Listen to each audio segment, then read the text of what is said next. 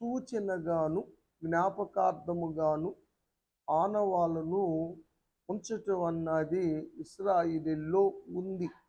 అది కూడా దేవుడే చెప్పాడు. దేవుడు చెప్పినటువంటి విధానాన్ని బట్టి వాళ్ళు ఆనవాళ్ళు ఏర్పరచుకుంటూ వస్తూ ఉన్నారు. వాటి గురించిన విషయాలు ఈరోజు మనం ధ్యానం చేయబోతా ఉన్నాం. కీడు కలగకుండా ఆనవాళ్ళుగా ఏమి చేయాలో దేవుడు ఇర్మియా ద్వారా తెలియచేసిన మాటలు వాక్యంలో చూస్తాం. 6వ అధ్యాయము 1వ వచనం.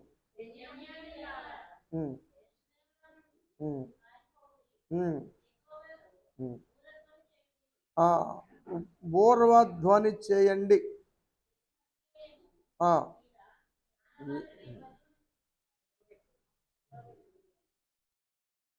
కీడు కలగకుండా ఆనవాళ్ళుగా ధ్వజాన్ని నిలవబెట్టండి అని కీడు ఉత్తర దిక్కు నుంచి వస్తూ ఉంది. ఇది యెరూషలేము గురించి ప్రవచించిన ప్రవచనం. యెరూషలేముకి తూర్పు నుంచి రావాలి అపాయము. యెరూషలేముకి బబులోను దేశం తూర్పున ఉంటుంది. బబులోను దేశం ద్వారాగా యెరూషలేముకి కీడు రాబోతుంది అన్న సంగతిని దేవుడు తెలియచేశాడు. అంటే ఇది ఎడారి ప్రాంతంగా ఉంది, వాళ్ళు ఏం చేస్తారులే, వాళ్ళు ఏం దండయాత్ర చేస్తారని మీరు అనుకోమాకండి. వారు దాడి మీరు అనుకోని దిక్కు నుంచి వస్తుంది, వారున్న దిక్కు నుంచి కాదు, ఉత్తర దిక్కు నుంచి దాడి చేస్తారు అని దేవుడు ముందుగా ఇర్మియా ప్రవక్త ద్వారా హెచ్చరిక చేశాడు. శత్రువు ఊహించని విధముగా దాడి చేస్తాడు కాబట్టి జాగ్రత్తగా ఉండండి, అలక్ష్యం చేయవద్దు, ఆపదలు తప్పించుకోండి అని దేవుడు హెచ్చరిక చేశాడు. అయితే మొండిగా తిరిగితే కీడు ఆగదు. కాబట్టి ప్రార్థన చేసుకోవటం ద్వారాగా, దేవుని సహాయం పొందటం ద్వారా, బోరా ధ్వని చేయటం ద్వారాగా ఈ కీడుని నియంత్రించవచ్చు అన్న విషయాన్ని దేవుడు హెచ్చరిక చేశాడు. ఇశ్రాయేలు ప్రజలు కొంతమంది హెచ్చరికను లక్ష్య పెట్టలేదు, అలక్ష్యం చేశారు. అలక్ష్యం చేస్తే ఇబ్బందులు తప్పవు. ఆ విషయాన్ని 19వ అధ్యాయంలో మనం చూస్తాం. 15వ వచనం.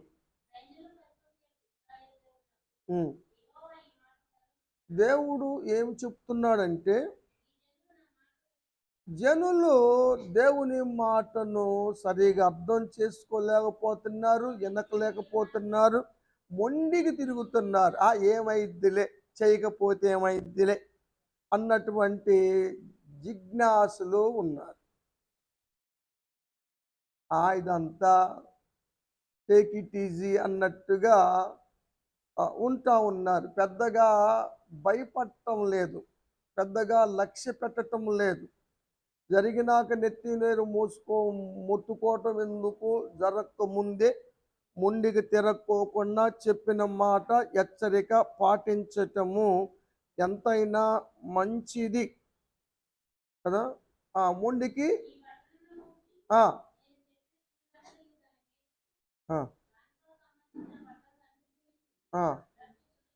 రప్పిస్తున్నాను. ఎందుకు దేవుడు కీడు తొలగించకుండా కీడు ఎందుకు రప్పించాడంటే, వారు లోబడలేదు కాబట్టి, మొండికి తిరిగాడు కాబట్టి, దేవుడు చెప్పిన హెచ్చరికను పెడచెవిని పెట్టారు కాబట్టి కీడు సంభవించింది.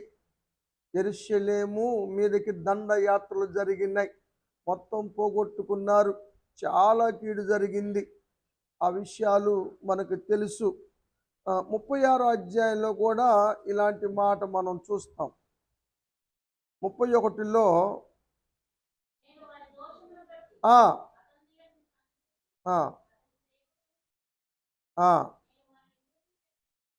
నేను వారిని గురించి చెప్పిన కీడంతయు వారి మీదకి, యెరూషలేము నివాసుల మీదకి, ఆ జనుల మీదకి, ఆ కీడు జరుగుతున్నా కూడా, కళ్ళ ఎదుట జరిగిన కార్యాలు కనబడతా ఉన్నా కూడా దేవుని హెచ్చరికను పెద్దగా పట్టించుకొని వారుగా ఉంటున్నారు. పెద్దగా కూర్చోండి సార్.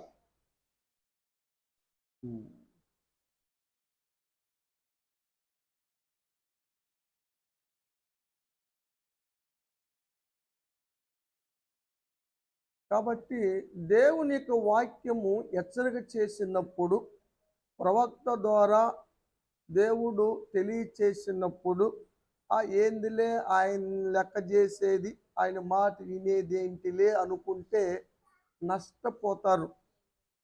అలా యెరూషలేము ప్రజలు నష్టపోయారు కదా. మందిరాలు కూడా కూల్చబడ్డాయి. ఆ మాట మనం చూస్తూ ఉన్నాం. అదే దేవుని వైపు చేతులెత్తినట్లయితే దేవుని సహాయం దొరికేది, క్షేమస్థితి కలిగేది. మోషే గారు పర్వత శిఖరం మీద నిలబడి 2 చేతులెత్తినప్పుడు దేవుని సహాయము దొరికింది. అప్పుడే దాన్ని ధ్వజము పెట్టారు అక్కడ. అదే యెహోవా నిస్సి. యెహోవా నిస్సి అంటే ధ్వజము. దేవుడు ఏం చెప్పాడు ఇర్మియా ప్రవక్తకు? కీడు రాబోతుంది కాబట్టి మీరు బూర ఊది ధ్వజాన్ని ఏర్పాటు చేసుకోండి అన్నాడు. కానీ అమావాస్య దినాల్లో కూడా బూర ఊదాలి, ధ్వజం ఏర్పాటు చేసుకోవాలి.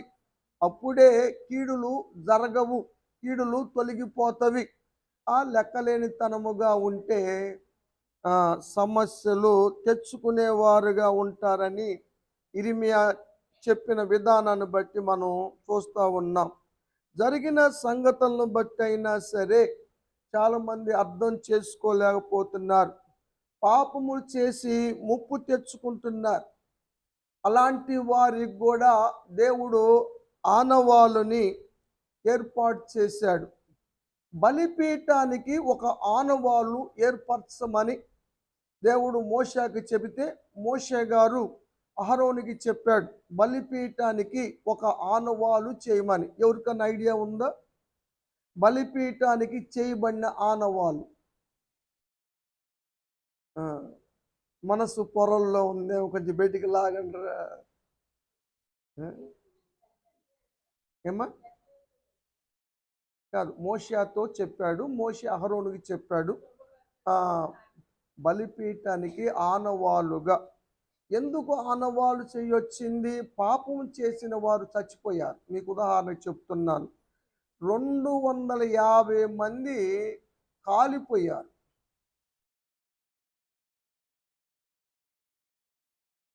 ఏమ్మా?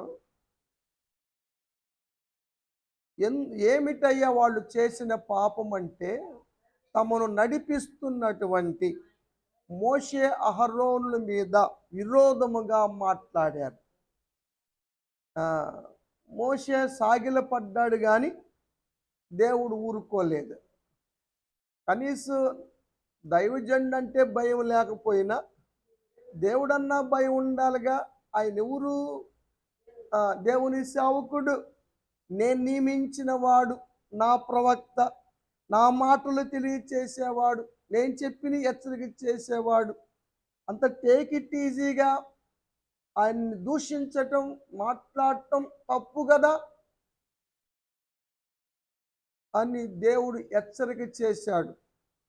అయితే వారందరూ కూడా సమాజ మందిరములో 250 మంది విరోధముగా పోగయ్యారు. పోగయ్యి దైవజనుడు చేయవలసింది వాళ్ళు చేశారు. ధూపార్తులు పట్టుకొచ్చారు. ధూపార్తులు పట్టుకొచ్చి అగ్ని వేశారు. ఆకాశం నుంచి అగ్ని దిగి వచ్చి 250 మందిని కాల్చి వేస్తే వీళ్ళ తెక్క అణిగింది అనుకోలేకపోయాడు మోషే. తండ్రి ప్రేమ, దైవజనుడి ప్రేమ ఆగలేదు. అహరోన్తో చెప్పాడు, నువ్వు అర్జెంటుగా వెళ్ళి ఆ తెగులు ప్రారంభమైంది. అగ్ని ఆ ధూపాన్ని ఎత్తి వాటిని భద్రం చేయి, వాటిని బలిపీఠానికి రేకులుగా ఆనవాలుగా చెయ్యాలి. ఎడలపైన రేకులు చేయండి. ఎందుకు ఈ విధంగా రేకులు ఉన్నాయి బలిపీఠం మీద అంటే, దైవజనుడికి వ్యతిరేకంగా కూడిన వారి మీదకు వచ్చినటువంటి ఉగ్రత అని చెప్పటానికి ఇది ఆనవాలు అని దేవుడు చెప్పాడు. అది రక్షగా వారికి భద్రముగా దేవుడు ఏర్పాటు చేసినట్టుగా వాక్యంలో మనం చూస్తాం.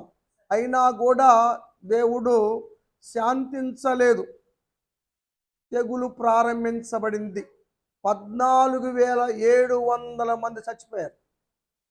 సమాజం అంతా కూడా వ్యతిరేకంగా ఉంటే, ఎంతమందినైనా సరే ఎవరైతే వ్యతిరేకంగా ఉన్నారో దైవజన్య మాట లెక్క చేయలేదు. 14,700 మందిని కాల్చేసింది. అప్పుడు అహరోను వచ్చి తెగులు మధ్య, శవాల మధ్య, బతికిన వాళ్ళ మధ్య నిలబడ్డాడు. అప్పుడు తెగులు ఆగిపోయింది. సంఖ్యాకాండం 16వ అధ్యాయం చూడండి మీరు. ఏమ్మా 35వ వచనం చదువుతారా?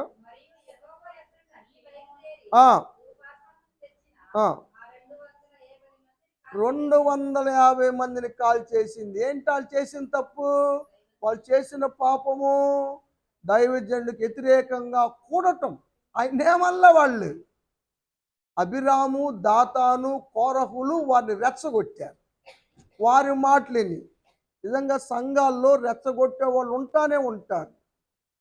వాళ్ళ మాటలు వింటే వారికి వచ్చిన పనిష్మెంటు కొంతైనా ఇన్న వాళ్ళకు కూడా వస్తుంది. వాళ్ళు బ్రతికుండగానే శరీరంగానే భూమి నెర్రిచ్చి మింగి పాతాళానికి తీసుకెళ్ళింది. దాతాను కుటుంబాన్ని, అభిరాము కుటుంబాన్ని, కోరహు కుటుంబాన్ని. కోరహు కుమారులు మాత్రమే బతికారు, కానీ మొత్తం పోయారు. సపోర్టర్గా నిలబడ్డ 250 మంది మీదకి అగ్ని దిగి వచ్చింది. చదువమ్మ. దేవుడు చెప్పాడు మోషేకి,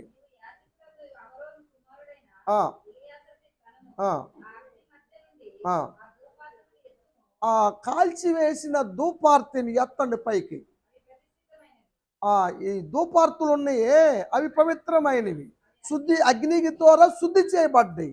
కాబట్టి ఇక ఈ ధూపార్తులకు పనికిరావు, కానీ అవి పవిత్రమైనవి కాబట్టి, బలిపీఠం పవిత్రమైంది కాబట్టి దాని మీద రేకులుగా, రక్షా రేకులుగా భద్రత కోసం అక్కడ పెట్టండి అని దేవుడు చెప్పాడు.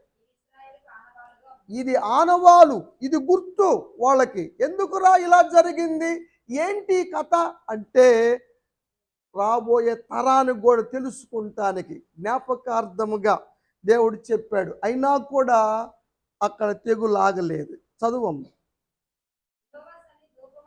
39 నుంచి చదువు.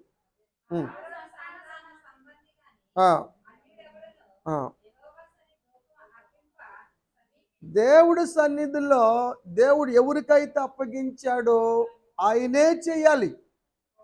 మాకొచ్చులే అని ఎవరు కాళ్ళు చేసుకున్నా, ఎవరు పడితే వాళ్ళు చేసుకున్నా కీడు తొలక్కపోగా అధికమయ్యే అవకాశం ఉంది. ఆ సత్యాన్ని చాలామంది అర్థం చేసుకోలేకపోతున్నారు. చెప్పటానికేమో గట్టిగా చెప్పటానికి మనసు రావటం లేదు. దేవుడు చెప్పాడు ఈ మాట. చదువమ్మ.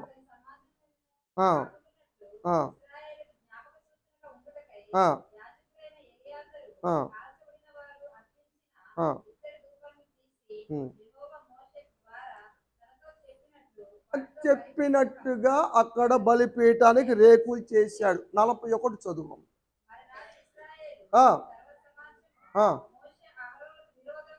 ఇంత జరిగినా కూడా దిద్దుకున్నారా, సరి చేసుకున్నారా? సమాజం మారలేదు. మరలా సనగటం మొదలుపెట్టారు.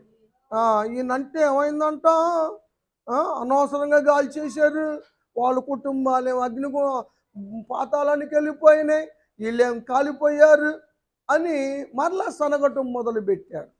తెల్లారి చదువమ్మ. ఇంకేమన్నా తెలుసా? సమాజం అందరం వీళ్ళు ఎవరు అనుకున్నారు, వీళ్ళందరూ దేవుని చేత రక్షించబడ్డ వాళ్ళు, దేవుని ప్రజలు. వాళ్ళని అనవసరంగా మీరు చంపేశారు అని దైవజనులు అంటున్నారు. వాళ్ళు చాలా విరోధంగా కూడారు. ఆ, ఆ, పైనుంచి మేఘం వచ్చేసింది. దేవుని మహిమేందో చూశారు. ఆ, మీరు బయటికి వెళ్ళండి రా పాస్టర్ గారు, మోషే గారు, అహరోన్లు, మీరు బయటికి వెళ్ళండి, వీళ్ళని నిమిషాల్లో కాల్చేస్తా, బూడిచ్చేస్తా అన్నాడు. ఆ, అయితే తిక్కనగా వీళ్ళకి అట్టానే ఉంటుంది, ఎన్ని జరిగినా కూడా వీళ్ళకి బుద్ధి రాదు కానీ అని అనలేదు. అలా కాదు నాయనా, క్షమించయ్యా, క్షమించే దేవుడివి అని మోషే గారు దేవుణ్ణి అడిగాడు. అది యాజకుని ప్రేమ. చదువము. ఆ, ఆ, ఆ, ఆ, ఆ, ప్రాయచిత్తం చేయయ్యా. పాపం తప్పులు సహజంగా చేస్తూ ఉంటారు కానీ చచ్చిపోతే ఏం వస్తుంది మనకు మాత్రం. ప్రాయచిత్తం చేద్దాం. యాజకుడు ప్రతి ఒక్కరి కోసం ప్రాయచిత్తం చేయాలి, లేకపోతే ఎవరు చేసిన పాపాలకి, ఆ కీడులకి ఎవరు బ్రతికే అవకాశమే ఉండదు కదా. ఇశ్రాయేలు జనాంగంలో ప్రాయచిత్తపు రోజని కూడా ఒక రోజును ఏర్పాటు చేసుకొని చేశారు. ఉదయకాల సమయంలో కూడా బిడ్డలు అన్నారు, ఒక రోజు ఏర్పాటు చేసుకొని, వీలైతే మంగళవారం పూట ఉదయం కూడా కూటమి ఏర్పాటు చేసుకొని సంఘ బిడ్డల మీదకి రాబోతున్న కీడు రాకుండా ప్రార్థన చేద్దామని ప్రార్థనా టీం వారు కోరారు. సార్, నేను ఇంకా దేవునికి ప్రార్థన చేయలేదు, దేవుని చిత్తమైతే కొనసాగిద్దాం, రేపు అనౌన్స్ చేద్దాం అందుట్లో. అసలు రేపు వారం నేను ఇంటికాడ ఉంటానో లేదో తెలియదు, బయటికి వెళ్ళాల్సిన పరిస్థితులు ఉన్నాయి.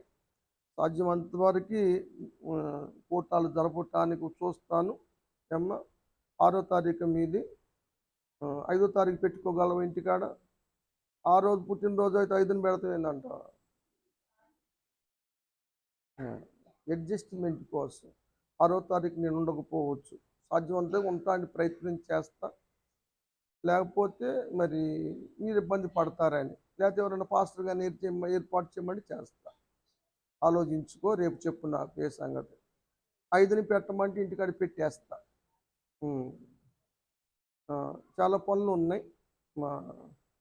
అది శనివారం కూడా అందుకుంటానో లేదో కూడా ప్రయత్నం చేస్తా. సాయంత్రానికి మాత్రం గ్యారంటీ, ఉదయము కొంచెం డౌట్, అయినా చూస్తాను, సాధ్యమంత వరకు ప్రయత్నం చేస్తా. 7వ తారీఖు శనివారం. ఇంకా పనులు ఉన్నాయిలేమ్మా, ఇంకా కొంత దైవజనుల ఒత్తిడి ఉంది, మరి అమ్మాయికి కావాల్సినన్ని సిద్ధపాటు చేసి తీసుకురావాల్సిన పని ఉంది, పంపించాల్సిన పని ఉంది చాలా. రేపు వారం అంతా కూడా కొంచెం నాకు ఎక్కువ పని భారం ఉంది, అందుకని నేను ఏ విషయం రేపు చెప్తాను, సాధ్యమంత వరకు ట్రై చేస్తా.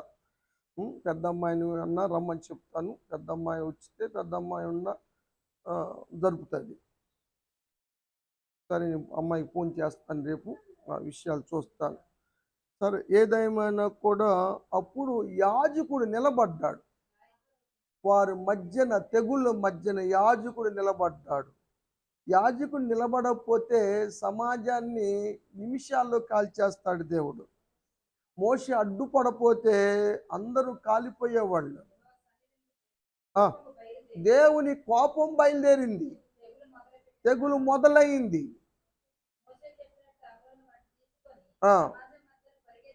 పరిగెత్తాడు పాపం, అప్పటికే మొదలైంది. ధూపమేసి ప్రాయచిత్తం చేశాడు, అప్పుడు తెగులు ఆగింది. ప్రాయచిత్తం చేయకపోతే అంత తేలికైన విషయం కాదు. దేవుని కోపానికి ఎవరు గురి కావద్దు ఏమ్మా.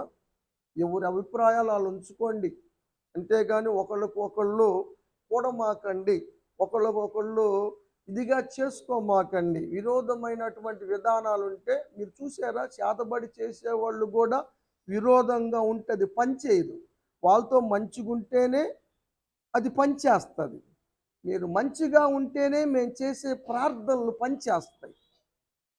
ఏదైనా పనిచేస్తాయి. మీరు విరోధంగా ఉంటే, విరోధ భావాలు హృదయంలో పెట్టుకుంటే ప్రార్థనలు పనిచేయవు. హ్మ్. ఆ! 14,000, 7,000 మంది చచ్చిపోయారు. ఆ 250 మంది ఈ 3 కుటుంబాలు కాక 14,700 మంది చచ్చిపోయారు. ఆ! ఆ! అప్పుడు ఆగింది. అహరోను నిలబడితే గాని దేవుని కోపం చల్లారలేదు. చూసారండి? అందుకని దేవుని తో చాలా జాగ్రత్తగా ఉండాలి. ఎలా పడితే అలా కాదు. ఏమ్మా? ప్రాయశ్చిత్తం తప్పనిసరిగా జరగాలి. ఎందుకంటే దేవుని కోపం చల్లారాలి. ఆ విషయాన్ని ఇక్కడ మనం చూస్తా ఉన్నాం. మరి ఇది జరిగినాకైనా ప్రజల్లో ఏమైనా మార్పొచ్చిందా అంటే 17 అధ్యాయం. మళ్ళీ అక్కడ కూడా 46 చదువమ్మా. 49 చదివింది?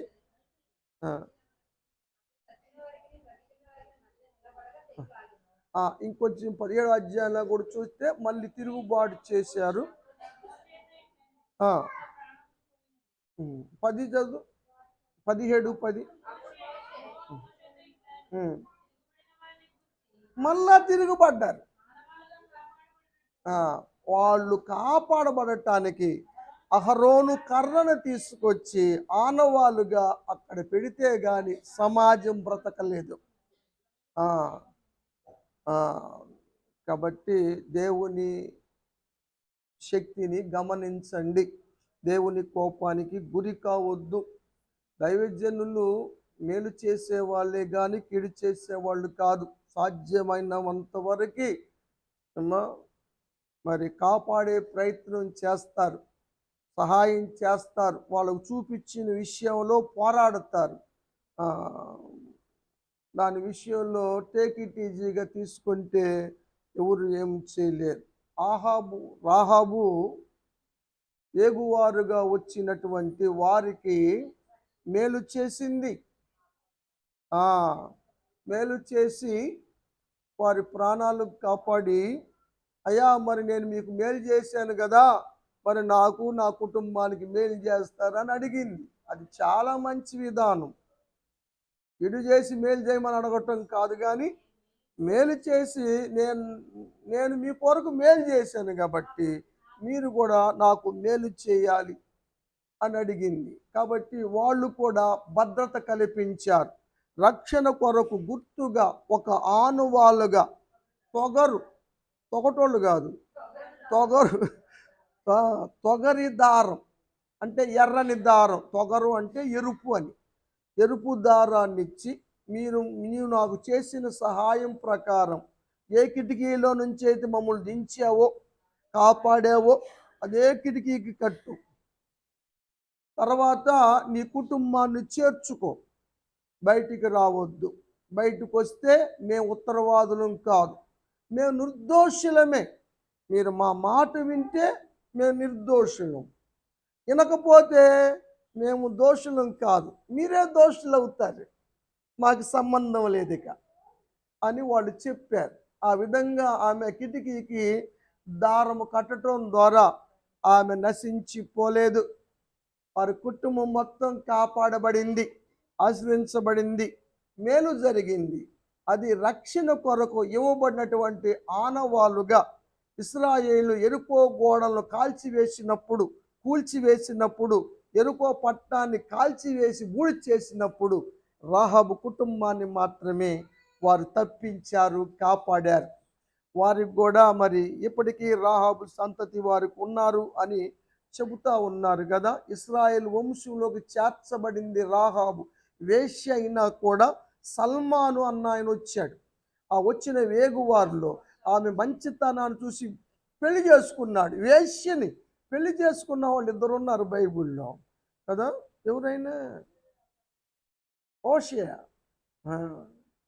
హోషేయ కూడా వ్యభిచారం చేస్తున్న స్త్రీని చేసుకోమని చెప్పాడు దేవుడు హోషేయకి. చేసుకున్నాడు. ఆ, ఆ, ఈయన కూడా చేసుకున్నాడు. ఆ, ఈ వేశ్య అయిన రాహాబుకి సల్మాన్కి పుట్టినోడే బోయాజు.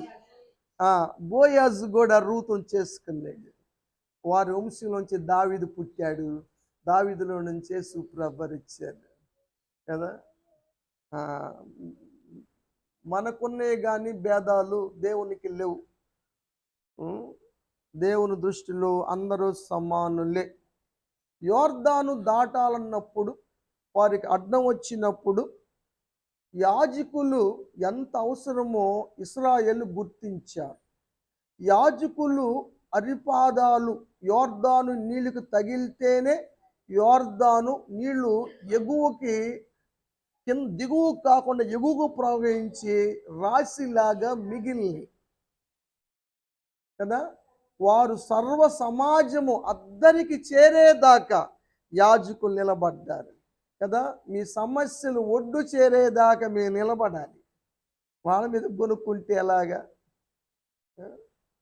కాబట్టి మీ సమస్యను ఏదైనా ఒడ్డెక్కించే బాధ్యత యాజకులు తీసుకోవాలి. అనేక సంఘటనలు దేవుడు రుజువులుగా, ఆనవాలుగా, జ్ఞాపకార్థముగా ఇచ్చాడు.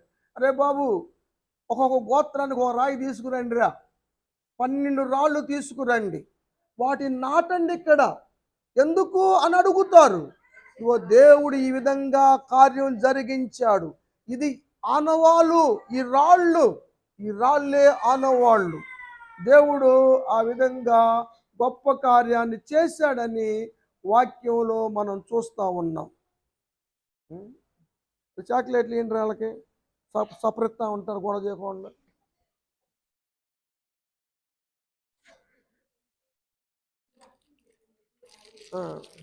అటీరా చిన్న తల్లి.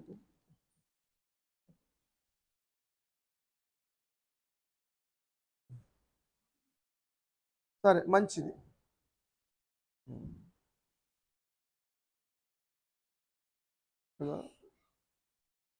మీకు అది తెలుసు కదా, టైం అవుతుంది, ఓరలకి వెళ్తూ ఉంటాను. యెహోషువ గ్రంథంలో 3-4 అధ్యాయుల్లో ఉన్న వాక్య భాగాన్ని నేను చెప్పేశాను.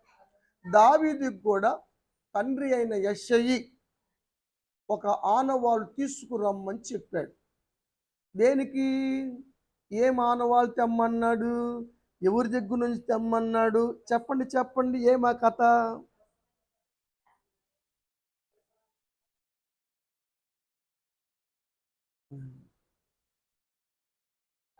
చెప్పండిరా అమ్మా, పెద్దలు మీరు చెప్పపోతే ఎట్రా? యుద్ధములో తన సహోదరులు ఎలా ఉన్నారో చూసి వారికి జున్నుగడ్డలు ఈ యొక్క తినటానికి తీసుకెళ్ళి వాళ్ళకిచ్చి వారు బాగున్నారు, క్షేమంగా ఉన్నారని ఒక ఆనవాళ్ళు తీసుకురారా బాబు అని దావీదు గారిని దావీదు తండ్రి అయిన యెషయి గారు పంపాడు. మీరు చూడండి 17వ అధ్యాయం సమూయేలు గ్రంథంలో 17వ వచనం చూడండి.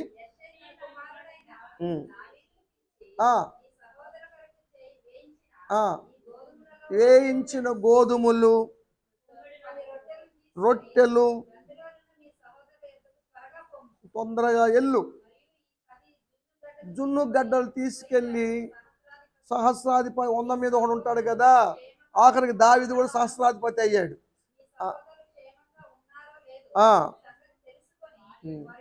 ఒక ఆనవాలు, ఇశ్రాయేళ్ల జీవితాల్లో ఆనవాళ్ళు ప్రభావాలు చాలా ఉన్నాయి. ఇవన్నీ చెప్పుకుంటానికి మనకి సమయం లేదు, కానీ ఈ ఆనవాళ్ళు విషయాలు మనం చూస్తూ ఉన్నాం. తాను నీతిమంతురాలునని ఆనవాళ్ళుగా పంపించిన ఆమె ఎవరు? తామరా? తామారు. తామారు. ఏమిటమ్మా ఆనవాళ్ళు? కర్ర, దారము, ముద్ర. తాను నీతిమంతురాలని రుజువుపరచడానికి మామ అయిన యూదా దగ్గరికి పంపింది కోడలైన తామారు. అది ఆనవాలుగా చూసినటువంటి ఎవరి వల్ల నువ్వు గర్భవతి అయ్యావు అంటే, ఇగో వీటిని చూడండి, వీటి ఈ ఏ వ్యక్తి అయితే ఇచ్చాడు వీటిని నాకు, ఆ వ్యక్తి ద్వారా నేను గర్భవతిని అయ్యాను అని పంపించినప్పుడు యోధ నిజంగా తామారు నాకన్నా నీతిమంతురాలు అనే ఆనవాళ్ళు గుర్తించాడు. ఆ విధంగా ఆనవాళ్ళ యొక్క విధానం ఉంది. ఆసాపు గారు కూడా ఒక ఆనవాళ్ళు అడిగినట్టున్నాడు. ఆసాపేనా? దావీదు గారు అడిగాడు. దావీదు గారు ఒక ఆనవాలు, నాకు నువ్వు సహాయుడవై నన్ను ఆదరించి నా పగవారు సిగ్గుపడునట్లుగా నాకు ఒక ఆనవాలు కనపర్చు ప్రభువా అని ప్రార్థన చేశాడు దావీదు. ఎందుకంటే వీళ్ళకి ఆనవాళ్ళు అన్నది బాగా అలవాటు అన్నమాట, ధైర్యం. కాబట్టి నాకు ఒక ధైర్యం కలిగిద్ది, ఒక ఆనవాలు చూపించమన్నాడు. అది కూడా శుభకరమైన ఆనవాలు చూపించమన్నాడు. 86 కీర్తన 17వ వచనం.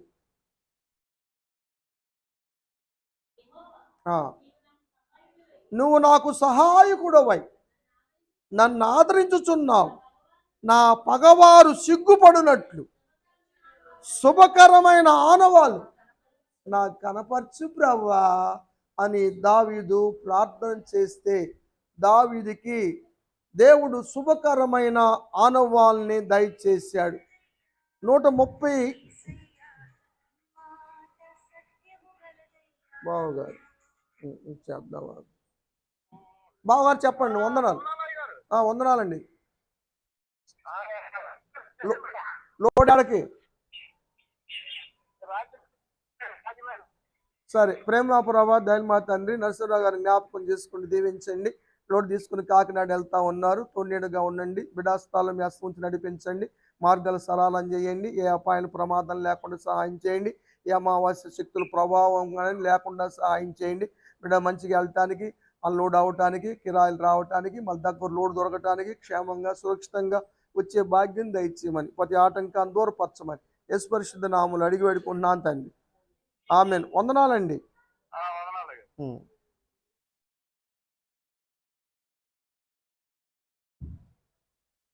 కాబట్టి శుభకరమైన ఆనవాలు, ఇది 132వ కీర్తనలో 17వ వచనం చూద్దాం. దావీదుకు కొమ్ము. కొమ్ము అంటే కొమ్ములు వచ్చిందంటే ఏంది? కొమ్ము అంటే అధికారం అని గుర్తు, కొమ్ము అంటే సంతానం అని గుర్తు. ఒక దీపాన్ని, అభిషక్తుడైన దావీదు కొరకు ఒక దీపాన్ని సిద్ధపరిచాడు దేవుడు. చదువమ్మ. అతని శత్రువులకి ఏమిచ్చాడు? అవమాన వస్త్రాన్ని ఇచ్చాడు. ఇది ఆనవాలు వస్త్రం, అవమానకరమైన వస్త్రం ఇచ్చాడు. ఇది కిరీటాన్ని ఉంచాడు. అయితే ఇక్కడ ఒక ప్రశ్న ఉంది. ఇవి యాత్రా కీర్తనల పైనే ఉంది, దావీదు అని ఉందా? మరి ఎందుకని దావీదు అని చెప్పారు మీరు అని అడగరేంది? ఎవరన్నారు? యాత్రా కీర్తనలు కూడా ఎవరి అన్నది ఉండాలి కదా.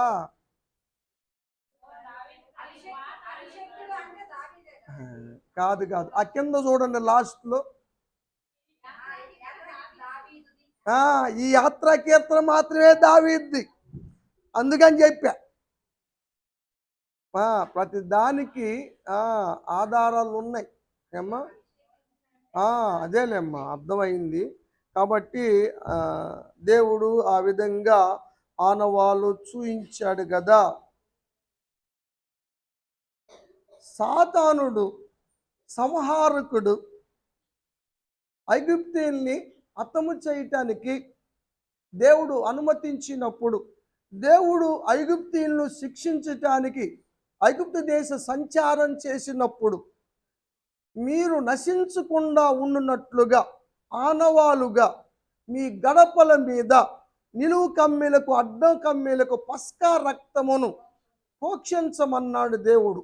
12వ అధ్యాయం నిర్గమాకాండం 23వ వచనం. దేశ సంచారం చేస్తున్నాడు ఆయన.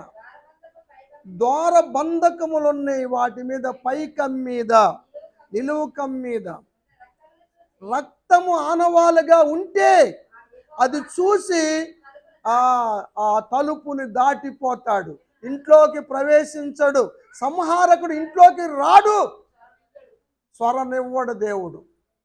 కాబట్టి ఇంటిలో అందరూ క్షేమంగా ఉంటారు.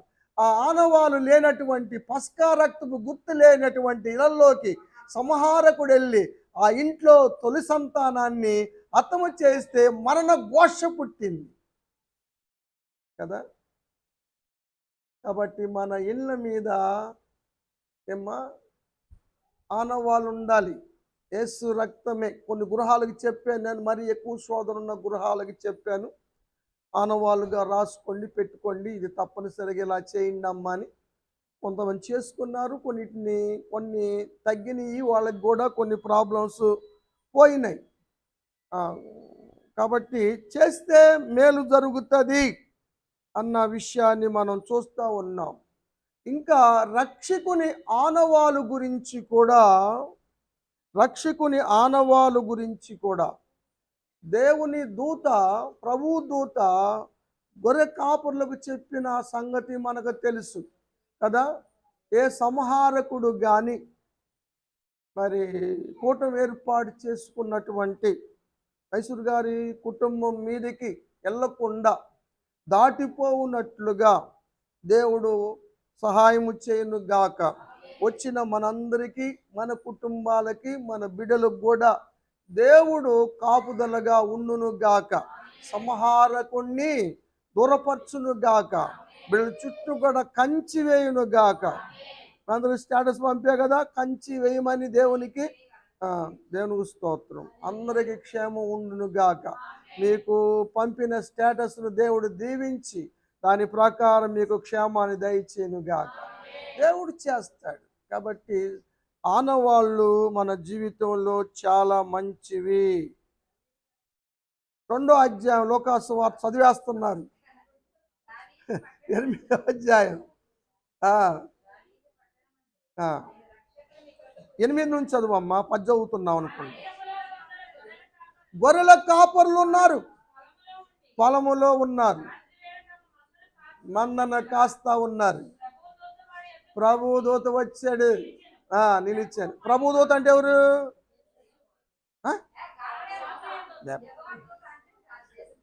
యెహోవా దూత అంటే యేసు ప్రభు వారు, ప్రభు దూత అంటే గబ్రియేలు. భయపడ్డారు.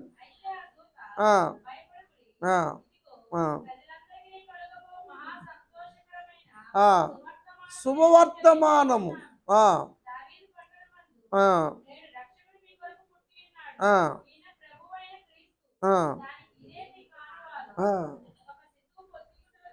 ఒక శిశువు పొత్తి గుడ్డల్లో చుట్టబడి,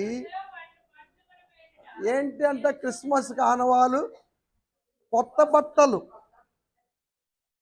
బట్టలు తేబోతే నేను చర్చికి రాను. ఏందమ్మా మిమ్మ చర్చికి రాలేదు మొన్న క్రిస్మస్కి అంటే, మమ్మకి మ్యాచింగ్ దొరకలేదు చీర మీదకి, సెట్ అవ్వాల అని ఒక ఆమె చెప్పింది.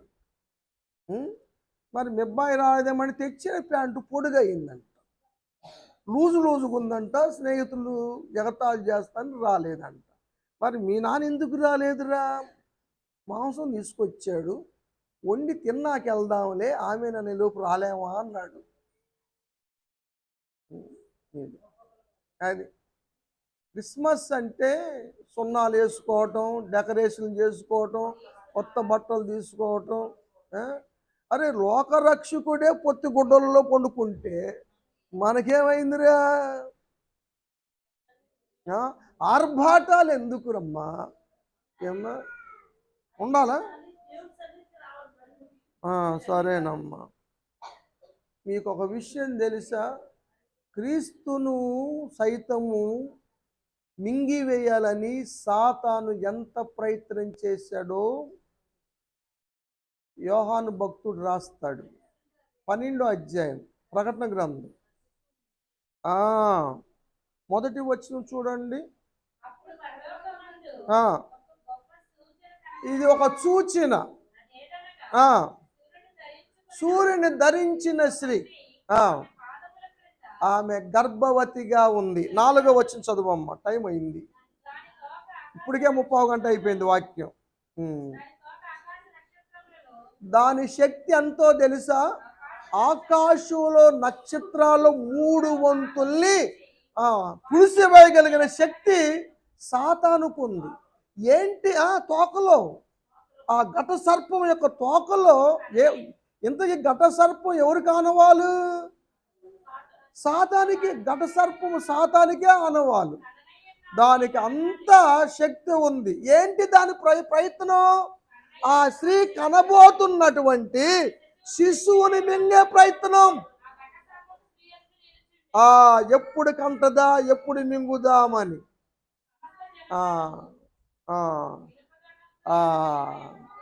ఏ రోజుకి సాదృశ్యం? శ్రీ మరియమ్మ గారికి సాదృశ్యమైతే ఘట సర్పము ఏ రోజు రాజుకు సాదృశ్యం. ఏ రోజు రాజు యేసు ప్రభువును చంపాలని ఎంతో ప్రయత్నం చేస్తే ప్రభువు దూతే తప్పించాడు. అయితే ఏ రోజు ఏమన్నాడంటే 2వ అధ్యాయం మత్తయి సువార్త 13 చూడండి.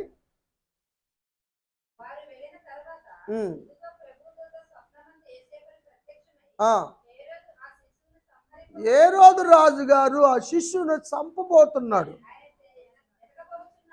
ఎతికే ప్రయత్నం చేస్తున్నాడు. ఐగుప్తుకి వెళ్ళమని దూత చెబితే అప్పటికప్పుడు యేసేపు గారు తీసుకొని బయలుదేరి వెళ్ళిపోయాడు.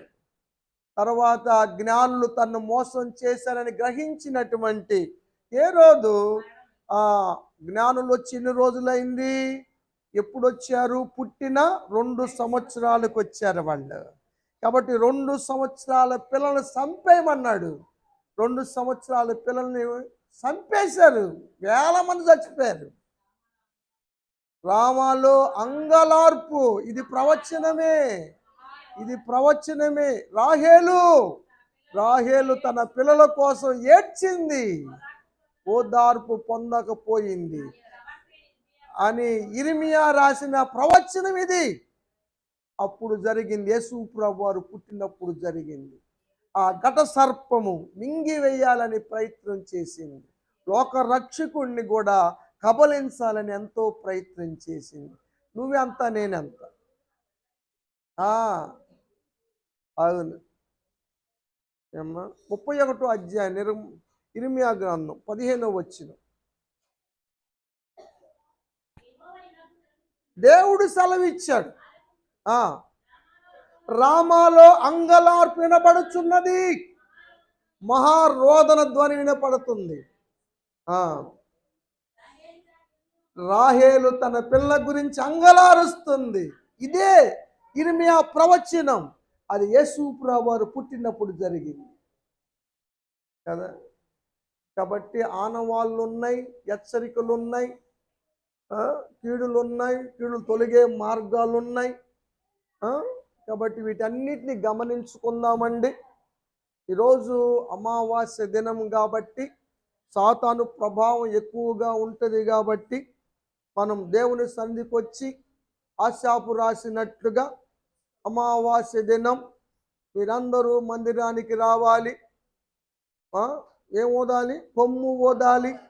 ఇది ఇశ్రాయేలుకు దేవుడి కట్టడి, చట్టం, దేవుని చట్టము కదా. యెషయా ప్రవక్త చెప్పినట్టుగా సర్వ శరీరులు అమావాస్య నాడు, విశ్రాంతి దినము నాడు తప్పనిసరిగా దేవుని మందిరానికి రావాలి. దేవుని కాపుదల కావాలి. మన కుటుంబాలన్నిటికీ దేవుని కాపుదల అనుగ్రహించబడును గాక. ఉన్న సమస్త కీళ్లు దూరపరచును గాక. ఉన్న శోధనలు, కీళ్లు దేవుడు తొలగించి వేయును గాక. మరి ముఖ్యంగా ఈ కూటమి ఏర్పాటు చేసిన మైసూరు గారి కుటుంబాన్ని అందరికీ క్షేమస్థితినిచ్చి ప్రతి కీడును దేవుడు దూరపరచును గాక. దేవుడి మాటలు దీవించును గాక. పరిశుద్ధాత్మ కూటమి జరుపుదామండి. తొందరగా కానిస్తే